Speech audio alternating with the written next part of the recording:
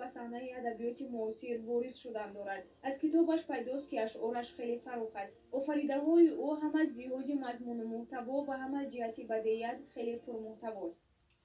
من اصلا دردم رو، غمم رو، شادیم رو فقط کوشش میکنم که در غزل گنجانم و این چنین در غزل ها نیز درد و همون عموما سخنهایی که من عموما برای من تسکین دهنده است من در غزل پیدا میکنم. اما هست بعضا حالتی میشه که من قبایت هم میگم، دو بیتی هم میگم، البته یک چند شعرهای سفید نیز دارم، شعرهای اوزار دارم، اما بیشتر من به ژانر غزل توجه دارم.